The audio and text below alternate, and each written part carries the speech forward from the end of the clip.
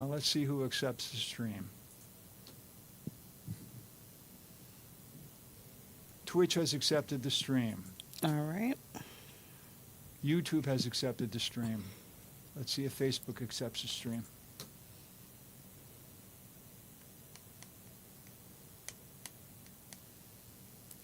Facebook has accepted the stream. All right. Now, Vicky always wants me to post it on the Western New York Peace Center website, so I'm going to do that now. Mm-hmm.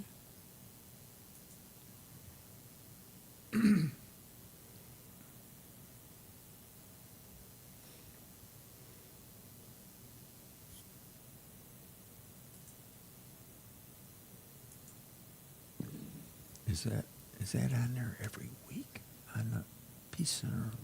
Yeah. Is it really? It'll either be like a rerun or some of the new shows. We got a new show coming after this one too. Wow. Yeah. I didn't know that. I Yeah. didn't know that. I usually try to share it. Yeah. You know, get more people out there. Do you need my email to share it? Do you need my... Well, I have your email, but Okay. we'll be talking about some of the platforms that they're on if you want to go and visit and share it on your Okay. page if you have like a Facebook. I don't. No. I always... Well, then we could always share the Peg can link. do I can email it to you. Okay. Yeah. Okay, it is on the Western New York Peace Center page. Shall we Alright. begin? Yes. Now, you see the timer on the screen? That's a number 5. Mhm. Right? When it says on the air, you are on the air. Okay? All right. Thank you. Here we go. Oh, we like to start up a backup recorder just in case. We have any technical problems? We have a second copy. Okay, backup is running. Here we go. I had time to move everything. All right, we are on air. Welcome to Talking Peace with the Western New York Peace Center. I am your host, Ladaisha Williams. I don't think I got to say that last time. I want to give a couple of shout outs before we get to our amazing guest today. We are here in the studio at Think Twice Radio with Richard. Big shouts out to Richard for being here with us today. Shouts out to our family over at Buff State at WBNY Radio. If you guys ever want to tune in, it's 91.3 FM. And also thank you to our viewers, listeners out there. And thank you to our guests for coming. Let me get right into it. So today's topic, we're going to be talking about the Western New York Peace Center and the dinner. And today with us, we have Wayne Alt, an amazing part of the Western New York history. We're going to get into that. And also a Lifetime Achiever awardee from back in 2012. We also have Cariol Horne here of Cariol's Law and the Cariol Horne's Whistleblower Fund here, as well as the Ultimate Activist, named after Mr. Alt here, award in 2021. Which was actually the same year that I got my award, the Emerging Leaders Award. So welcome, you guys. Thank you so much for coming on. For having me. Absolutely. So before we jump into it, I do want to just take a little step back. One part that I did skip, we always like to do here at the Peace Center is give land acknowledgements. Now, I'm not Miss Vicky. She does it the best, but typically, we like to let it be known that we are on stolen land here, the Haudenosaunee, Seneca land. This was their land first, and so we like to always acknowledge that. Also, by giving thanks to our natural elements, almost everything in between: sun, moon, air, water, grass. I even go as far as saying animals. I'm telling you, you just got to be thankful for the life around us. So I just want to take some time out to say that. But let's jump right into it. So, like I said, today's topic is going to be about the Western New York Peace Center and the dinners. We have two amazing awardees here. Let me go back here and pull something up. So let's just start off by talking about our values. We all have some type of relationship with the Western New York Peace Center, some longer than others. Cariol, what are some of your values when it comes to the Peace Center when you think about us? I think of peace, number one, and also, love. Vicky always does this. When I think of the Peace Center, I just think of a loving group who wants to have peace around the world. Yeah. All right. And what about you, Wayne? Yes, I grew up in a peaceful church, and I think I got a lot of my training from the pastors of those churches, and just the atmosphere at the church was always very peaceful. And running for political office, some of the people from the church, which was very interesting, Yeah. with a progressive agenda. And then slowly but surely, we found out that the pastors were very strong in training young men and women to be conscientious objectors Okay. to the war. It started in World War II. One of the gentlemen, in fact, was West Seneca. He's passed away, but he was the first one. And then we had 10 to 12 more COs during the other wars too. Myself, I was a conscientious objector during the Korean War. So I did my alternative service and my obligation to helping people. All right. Yeah. Well, thank you for that.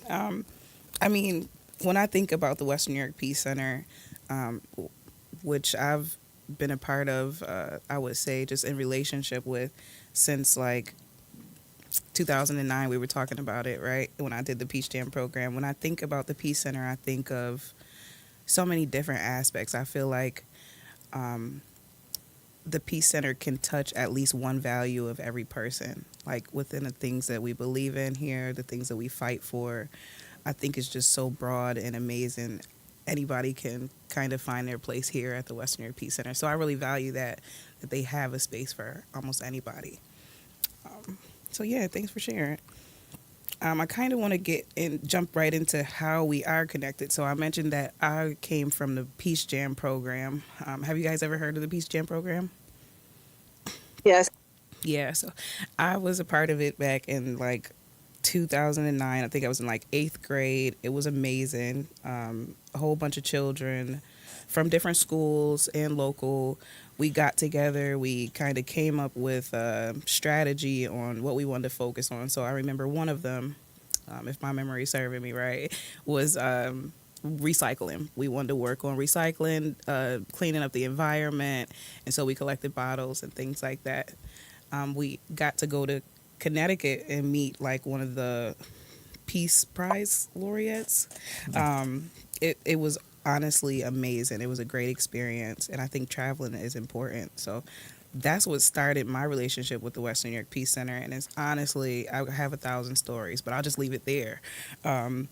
Where did you guys start with the Western New York Peace Center?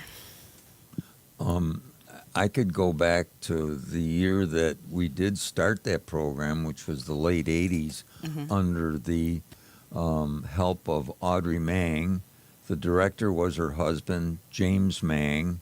And in the late 80s, we talked about going to the Board of Education and being able to enter some of the schools with conflict resolution programs. Right. And to train children, which I think they need now. And in fact, after all of these gun deaths, I suggested to congressmen and governors to instigate conflict resolution program in the schools. That's what I think is very helpful to let people at least talk to each other and not raise conflict or use a gun or use anything that's going to hurt somebody else. It's very important. So we were glad that got started, and it was a wonderful program. And hopefully it'll keep going. I want it to keep going. True. Yeah. And what about you, Cariol? When did you start your relationship with the Peace Center? I'm not even sure what year it was, but I'm sure that it was with protesting. And with Vicky, we went to God knows how many protests together. That's probably how I got started with the Peace Center. I couldn't tell you what year because it's been so many years, but yes, probably protesting. And you said probably protesting, so it'd probably be a stretch for me to ask you, what were you protesting at the time? Do you Uh, remember? it is a stretch, but it was probably police brutality because that is what I focus on. But it's no telling because I also was with other groups for whatever they were working on, so it could have been Multiple any. things. Mhm. Right, but I feel you on that police brutality part. Knowing your story, and where you came from, how hard you fought, how long you fought, the things that you put into play, which I would hope to talk about a lot of that today too. I really always had an eye on you. I'm like, look at Cariol doing her thing. I don't know if she knows who I am, so I'll just wave from over here. But hey, I definitely am a fan. Okay, so got some deep connections with the Peace Center, of course. I know that you were the recipient of the Ultimate Activist Award. We'll get to the name in a minute. That year, I believe you weren't at the dinner because you were doing something else really important that day. But what was it going on around that time when you got that award? I was getting another award also in Washington, and I had already had travel plans and everything. So my son showed up to get the award for me. Oh yeah, I remember that. And he got on that stage and he spoke. He didn't hold back. He really spoke. It was amazing. So how did it feel to get the award? I know that you said that you were in the midst of getting another one in Washington, but do you remember like what action pieces you were a part of, maybe locally at the time, that probably helped to put you in a spotlight for that position? For the award, like, I'm pretty sure you were being recognized for a lot around that time. Well, first of all, I am about peace. I never wanted to get the. I think I got a bad reputation for standing up for the right thing, and I think that the Peace Center recognized that what I was doing. I wanted to make sure that officers were able to intervene, Hmm. able to intervene if there was another incident like the one that I prevented. Um, the one that should have been prevented in George Floyd's case. Hmm. Is had they recognized what I had did, then it would have been okay for officers to intervene. But because they still to this day make it seem as if I did something wrong, um, well, here in Buffalo, not everywhere else, then there needs to be a solution throughout the country. It should be a national law. Cariol's law should be a national law. But because I really couldn't tell you why. It boggles my mind of why there is a solution and people just won't understand that there's nothing bad about making sure that an officer is protected if they protect someone who's being harmed. For those of us or those of the viewers that may not know exactly what Cariol's law consists of, would you mind breaking it down for us, what it is? It's the duty to intervene. There's 6 components to it, but the main part is the duty to intervene, which needs to be a national law. I agree. I definitely agree. And have we implemented it here in Buffalo already? We do have it in Buffalo, but it needs to be nationwide because if someone leaves the Buffalo Police Department and goes to California, Hmm. it's not there. They have policies now for duty to intervene. Hmm. There was actually a policy here, but nobody was using it. So that's why I felt like it needed to be a law, because then a good officer can say to a bad officer, well, I'm not going to jail for you. That's a law. That was the purpose of making it a law. Yeah, I'm actually surprised that you're saying that there was already something there that just wasn't being reinforced, because I'm on the outside, and we hear all types of things. I don't know whether to take it serious or not because we're just hearing it. I'm not on the force myself, but we hear things like bro code and, cops code. And, I feel like something like Cariol's law is really there to protect those individuals that are in those places that need it, especially if something like that does exist where people are afraid to speak up against each other. And clearly in a situation that happened with you, it was needed back then, right? So thanks for, yeah. What were you going to say? Exactly. Yeah, thanks for sharing that. Like, thanks for pushing to get it, started here. And I know that the fight is ongoing to get it everywhere else, as many places as we can. So I'm definitely pushing for that with you. I like it. Okay. And now, Wayne, you got the Lifetime Achiever Award back in 2012. How was that? What were you doing around the time? Just about that time, we started a task force at the Peace Center called the Latin America Solidarity Committee, working with people in Latin America who were very, very poor and how we could help them.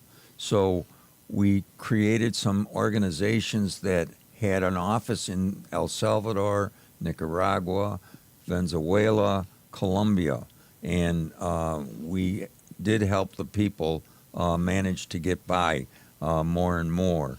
Now, the one very negative thing that's happened with the Biden administration is the sanction law, which any country that maybe votes a little left or socialist, they are being mistreated by sanctions. In other words, U.S. would not buy products, would not buy farm products, would not buy any other product, and intimidate other countries to do the same. And that was very hurtful. Now, we know that Venezuela has a lot of oil, and most of the immigrants that are coming now to the country are probably because losing their jobs in the oil area. But Right. there is farmers, too, that we need to be concerned with. In fact, I talked to the Rural and Migrant Ministry of New York State, and they're working on it, too. So we're trying to get that message out to the public. Just a comment about the present situation in the Middle East. We got some good news this morning. The trucks from Egypt with food on it and water on it are getting into Gaza with that food, and that's very good. And all the time, if you watch television closely, there are actions all over the United States. Student action, church action, young people's action, and organizations that are against the war in the Middle East. And more and more, I think we will see more of those groups coming together. The sophistication of weaponry is just terrible, and the escalation of more weapons is not going to help people. And many people are against this now. Yeah. And hopefully we can get some changes in our government and our leadership in Congress, too. True. Well, if being at that, you started off talking about the work that you were doing around that time back in 2012 when you got that award, even bringing it up to now and current events. I can tell you've been working on this for over a decade. I mean, man, you've been in this for the long run. We try to encourage speakers that come to the States and want to get the message out. We try to contact them and make sure. So there's kind of a circle of agreement that we have with these different urban areas, getting the speaker to speak and having the American public know more about the situation in Latin America. I think it's great that even just getting a hold of them and having them willing to come over here, that's amazing. Right. Because there's so much going on. How do you pay attention to everything? I was telling you earlier, like it's so much going on here in Buffalo, in our own city. I'm always scrambling to find out the next thing that's going on. I want to make sure I'm included. Like, I want to know I know that there's no such thing as you never have to really reinvent anything. You just go back and look, so I just want to make sure I always scan who's doing this good work, because, oh my goodness. So for you to be outside of Buffalo, and I think that's amazing. Absolutely. Another thing I wanted to bring up, we said we would get to it. The Ultimate Activist Award is named after you. Wayne Alt. And I think not a lot of people bring it up, but I brought it up one time. I said Alt, A-L-T, Ultimate. And I was like, something is up with that word. I'm not sure if we spelled it right. And Miss Vicky's like, oh no, we did that on purpose. That's our guy. She really holds you to high. She's like, yeah, that's our guy right there. You've been with us from the beginning. Riverside Salem Church. Talk to us about that. Yes, when Reverend Kenneth Sherman, a Lutheran pastor, came to my mother and dad and said, I'd like to start some type of peace organization here in Western New York. Mm-hmm. And they agreed. My mother agreed to be the treasurer. And we made the Peace Center under the sponsorship of Riverside Salem. So, our church was always out there trying to create a peaceful society here in Western New York and also in the world. So people could join the church and become very active in the Peace Center. And slowly but surely, the Peace Center grew. And I think some years during the 80s, we got up to 250 members at one time, which was very great at that time. We continue, as you say, I'm an activist, but I continue to look at the importance of contacting Congresspeople, Congressman Brian Higgins, on his constant vote to increase the military budget, as Gillibrand, as Schumer. And if people would please contact those offices and let them know we don't want to spend all our money on how to hurt and kill people. This is wrong. This is not right. True. I think that's amazing that you bring that up because the Western New York Peace Center has been waging war since the 1960s, and that's everything that we do right there. We promote peace and justice at home and abroad in our youth and our community. We challenge our power structures to work for the common good, and that's everything that you're talking about now. Like, that's what we do. We met Cariol during a protest. We're in there. I love it. And I think it's just amazing. I'm glad that I was able to meet you because you've been a major part since the beginning, the first church that joined the Western New York Peace Center. That's amazing to me. Thank you for going into that.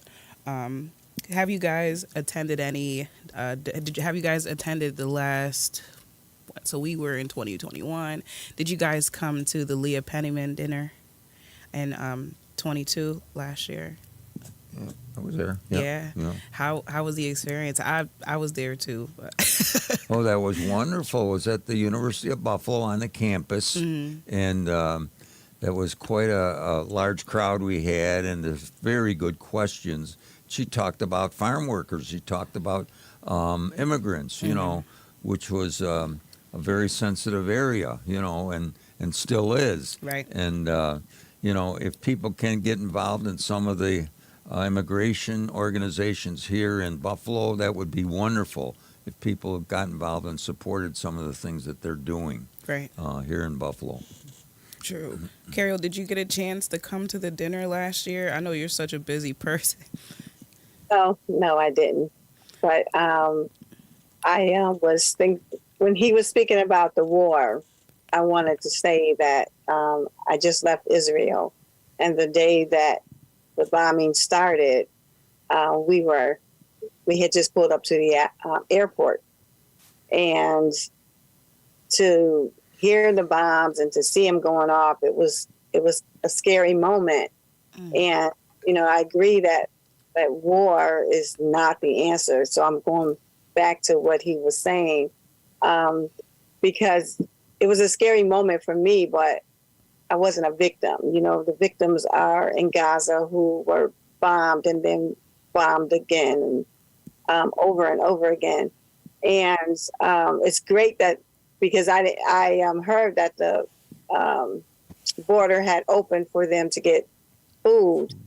But to be there and to see the conditions that they were living in, it was deplorable. I'm not saying that Hamas should have did what they did, because obviously all of this destruction and lives being lost, and it's sad. But they were living in conditions where they were saying that they are a the largest open jail in the world. Um, the walls were there. The actually take it back to, this is before I was even born, when they had the white and black fountains. That is how it is there with the apartheid. So I couldn't let you go ahead and talk about the dinner. I'm sorry, because that was just on my mind, about the conditions that were going on over there. And then what do you do when you're backed into a corner? You have a fight or flight response.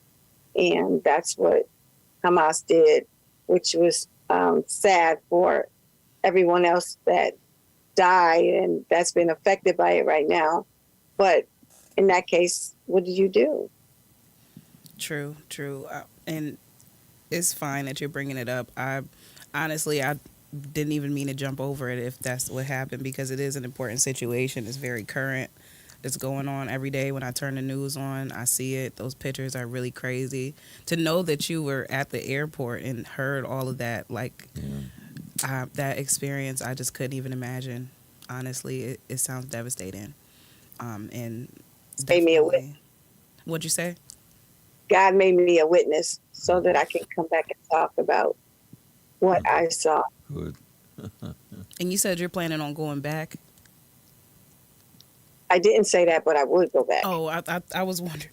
I was like, did you say? Yeah, I didn't say not right now, but Right. because I really wish that, I could go back to help, but we have so many issues here, so. Yeah, I think the decisions or just like time, energy.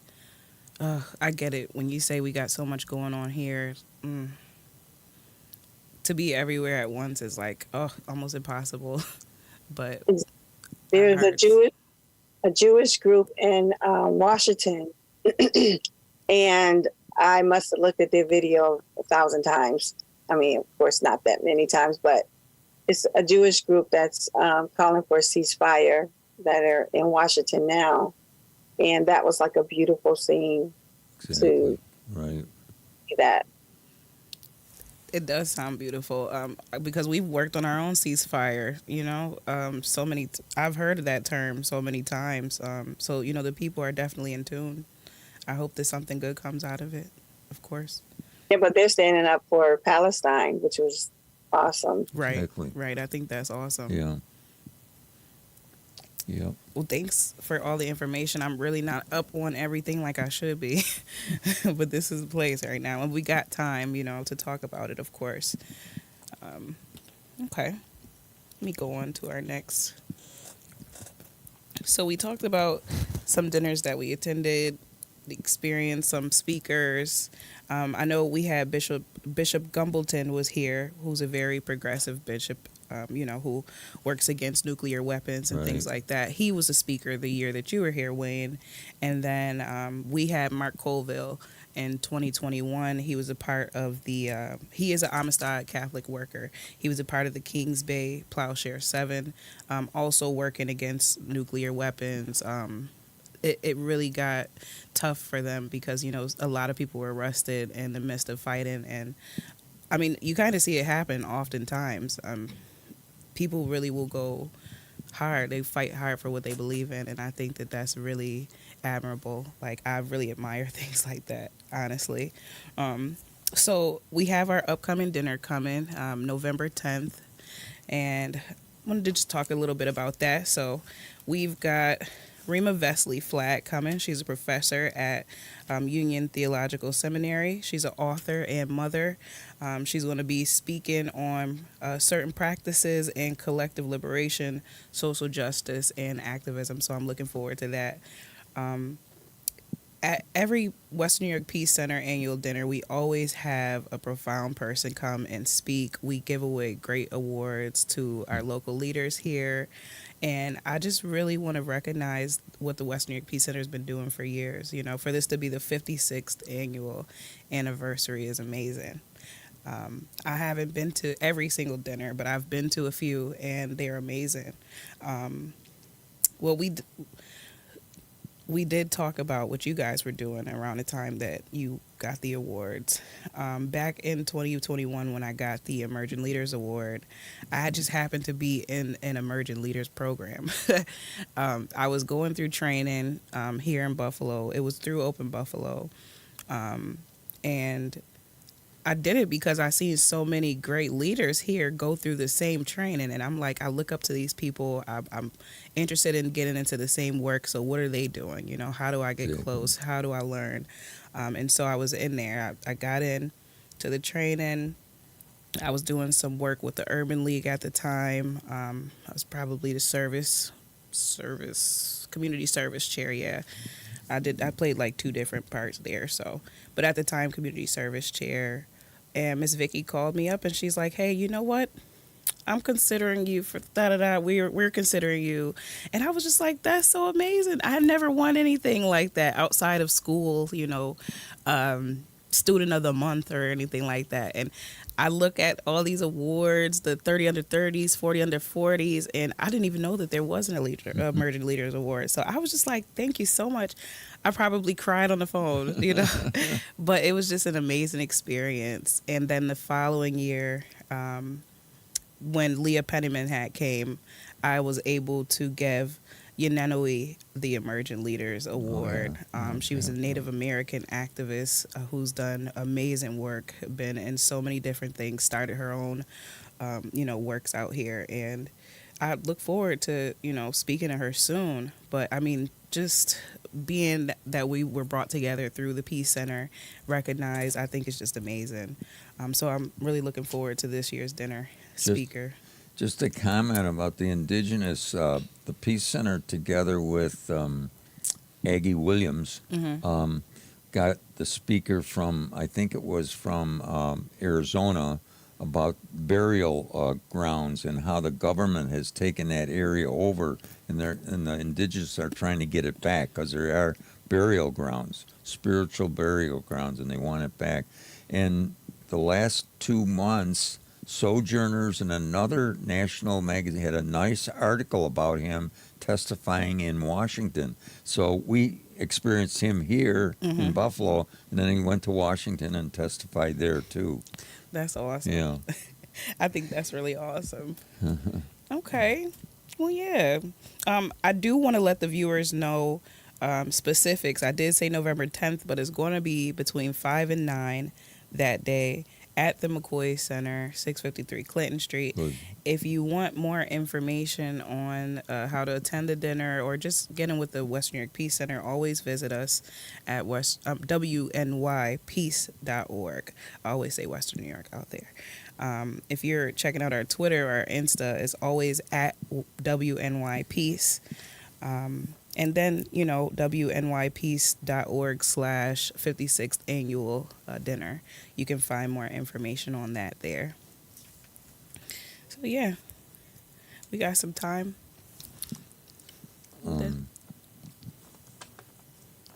you guys plan on coming? Oh, yeah. Yeah. Oh, yeah, I'll be there. Yeah. I just want, can we share this for everybody, the telephone numbers of the Congress people? So that people who want to contact Congressman Higgins and Senator Gillibrand and Schumer, they will, because they are the ones who are continually raise money for the Defense Department. We're close to 60%. Every individual is paying for their federal income tax, and it's going to the military. It's just terrible. I mean, it's killing people. It's a shame. Literally killing people. Yep. And that's also with the police departments also. The budget is going up, up, up. And one politician said to me, well, the police, the city police is the mayor's army. And so he wants to fund them pretty well. And I mean, that makes sense. But why would you feel like you needed to have your police officers, your army? Just engage with the people. Exactly. The people want to hurt you. Yeah, that that is a lot. And also, there's a connection with the Israeli military. Mhm. They have been training our police officers. So that's why it's a big push to stop Cop City in Georgia, because the police officers are basically been militarized. Wow, yeah. So we have to fight against that, because we'll be like Israel. Like, if our police officers are being trained by their military, tell me why our police officers not being trained by our military, even though they should not be trained by either. No.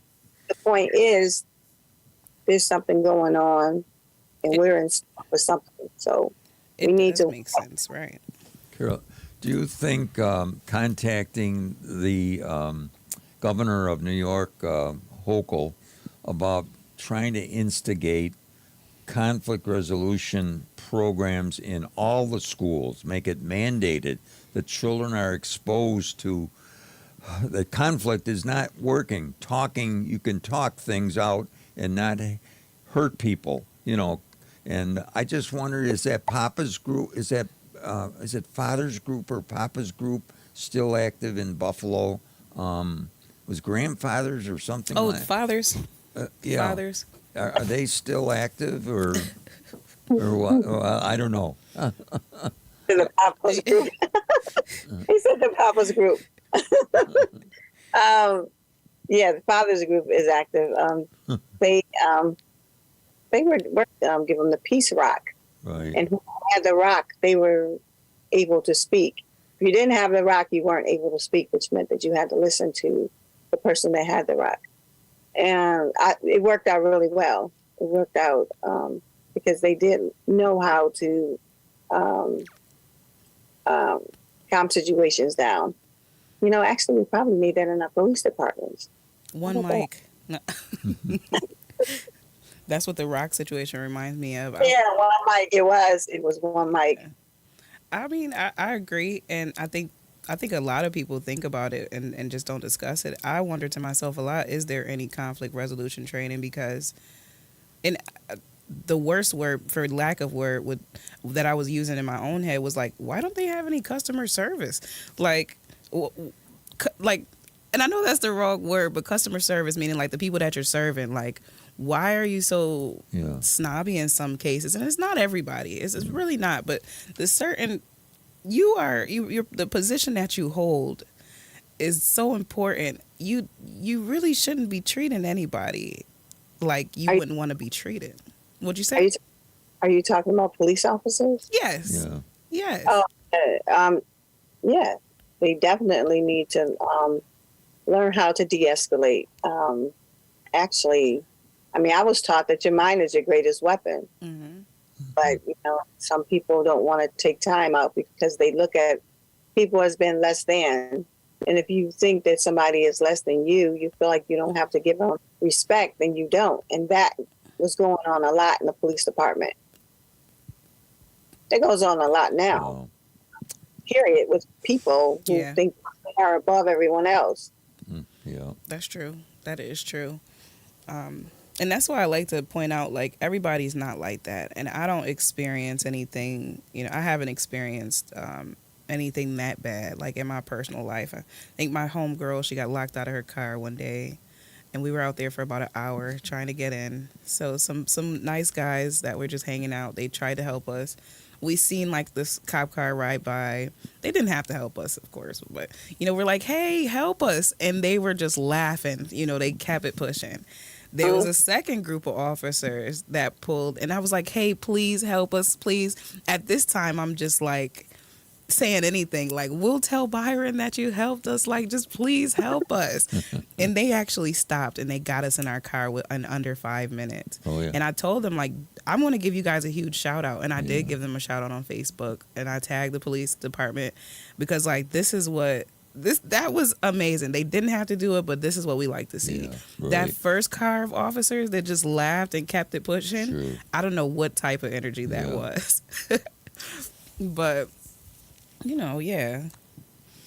I like conflict resolution is important. So do you think we can start up a conflict resolution committee or get some maybe retired teachers that say, I want to join that program and I'll help, go into the schools and talk to kids? Is that, yeah, is that yeah. possible? I mean, can we Everything's work possible. on that? Yeah. If you believe it, you can achieve it. Remember? True. I like the way you just started talking about actual action pieces. Like, this is how we're going to do it. We're going for the teachers. Well, retired, they got the time they could put in. They're used to working with kids, and that might be helpful. Yeah, Yeah. absolutely. I mean, I still have my ear out there on social media, and I see certain posts where there are officers in the neighborhood playing basketball with kids. There are officers just stopping by, checking up on, there are people out there doing great things. Right. I think we definitely need to push the good. I haven't seen anything bad recently. I will say that. I really haven't. It's been a minute. During the pandemic, it was really bad, just all over the place, and I just couldn't understand it. But now I say that we're in an okay space for what I know right now. I don't know everything. Yeah, someone sent me a video the other day of some officers beating on a woman here in Buffalo. That was the first that I saw in a while. So I think that they may have had some type of training, because I hadn't heard of it in a while. I will hear things every now and then, but that was a video that was sent to me probably 2 days ago since I've been back. Oh, yeah. So then, I mean, with stuff like that surfacing nowadays, it would be cool to look into some conflict resolution and getting some people on that bandwagon. Absolutely. Well, that's training for the officers. But I don't know what the situation was before they started videotaping, but it was a woman and there were more than one officer. So I would think that they could have handled that situation a little better. Right. And that would be something that the Peace Center could definitely play a huge part in, starting off, or, what's the word I'm looking for? Spearheading some conflict resolution. We're in a lot of different boats right now. I think on our last show we talked about the how we're involved in the No New Jails group, which is also a part of the Free the People campaign or group. I think that that's amazing, working with incarcerated individuals, informing our people out here of the rights that incarcerated individuals do have. There's a lot of things that I'm learning now that I didn't know. I didn't know that some incarcerated individuals have the right to vote. I wonder if there's some individuals who don't even know their own rights. Well, I never knew that, so we need to talk about that. Yeah, we can talk about it. I'm learning a lot of new things lately, and I'm just like, wow, this is important. We got to get this out to the people, because just like I said, the Western New York Peace Center can kind of touch almost anybody in a way. I'm pretty sure there's a lot of people who know somebody who's incarcerated, has a family member that's incarcerated, or probably has been incarcerated themselves. And so things like these topics are definitely important for us to be knowledgeable about and be up to date on. How open is a police? Is it police benefit league or something like open to something like this, where get a group of policemen to kind of lead the others to conflict resolution for them? Is that possible at all? Is that doable? Probably within the training. So you would probably have to speak to probably somebody in City Hall. I think the training is through Erie County, so right. we have to speak to someone there about that.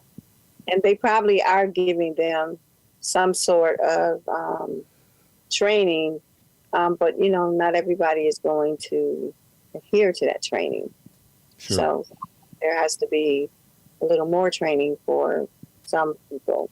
Right. True. But I think that it would be great if the Peace Center was a part of that, because at least they know you're coming at them with peace and tranquility, rather than to just say everything that they're doing wrong. Well, I mean, holding the powers that be accountable, of course. Mhm. I know we kind of got a little bit away from this topic, but you did say, Wayne, that you wanted me to put the viewers on to encouraging them to contact their Congressman Higgins, and basically tell them to stop raising the defense budget. And you had chimed in, Cariol, with the police budget as well. But some numbers that we have here that you could call would be 716-852-3501. We also have Senator Gillibrand here that you can actually express the same to, 716-854-9725. And Senator Schumer, 202-224-6542. Basically, we're encouraging you to contact them, let them know, stop raising the defense budget. It's getting out of hand. Taken away from our health program. That's what Yeah. it's doing. I mean, I definitely have to do my research. Yeah. Because what is going into our health program? Exactly. We need something going on. And from what I hear, we've got this something going on with our farmers and the people in our rural areas who are fighting for more health care, or just more Exactly. health places out Yeah. there. It's hard. They're not really close to the city. I hear that they age a little different than those in the city, and it's really important to get health care out there to them. So The Niagara Falls Gazette did a study of Niagara Falls, Ontario versus Niagara Falls, New York. yeah, And the people residing in New York State pay 50% more than the residents of Niagara Falls, Ontario. I mean, they did a study. It was very well done about 4 years ago. Yeah. So, Yeah, well, a lot of things don't make sense. But I guess the way they look at it is if it doesn't make dollars, it doesn't make sense. But right. for us, we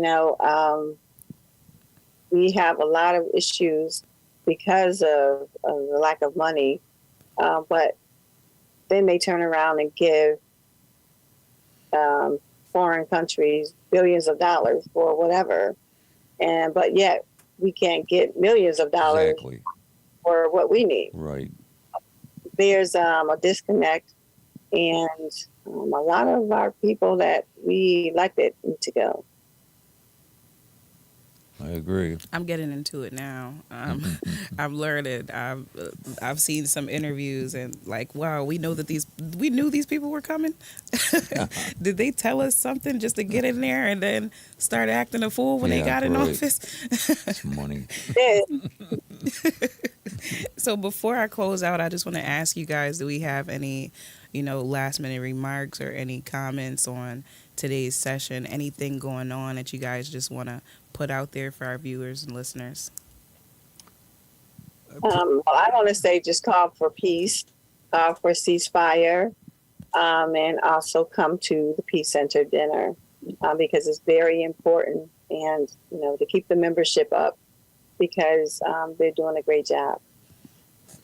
I want to thank you for being such a good moderator, and also to continue, maybe some of the task forces would like to speak. Latin America Task Force. Mm-hmm. There's the Veterans of War that we have in the Peace Center. Right. Veterans Against the War. Yeah, I'm sorry. I know what you mean. Yeah, I know what you mean. Reverse. I'm sorry. I said reverse militarism. No, Right. resist militarism. I got you. Right. And there is a little small environmental group, too, that monitored the railroads here in New York State, found out a lot of chemicals were being taken through our cities, through our neighborhoods, and nothing was done about it. And then about 2 years after, Ohio had that terrible spill. I mean, it burned most of the city down. And here we had a member of the Peace Center who worked on this constantly and communicated with Washington, with the safety organizations, that this is happening in New York State. That's important too, Well, thank you for the shout out. I really appreciate that. I appreciate both of you guys coming on the show here today. Not only as awardees at past dinners, but just as amazing people in our community who do amazing work. like truly on the ground, outside the city, outside the country. You guys are really going at it, powerhouses. I really appreciate you guys, admire you guys. And once again, I just want to say to our viewers and listeners, these are the type of issues that the Western New York Peace Center has always worked on. We always cared about peace. We've been waging war since the 60s, and we love to encourage our youth, our community, just everyday people to fight for good and actually be a part of it, because numbers matter, people matter. You can make a difference in these different topics. And like Cariol said, please come to the dinner. Get to meet some of our amazing members, keep our membership rolling, stay informed on what we have going on. Visit our website, WNYPeace.org, to learn more. Come and attend a dinner. Thank you for watching, and you all have a good one. Thank you.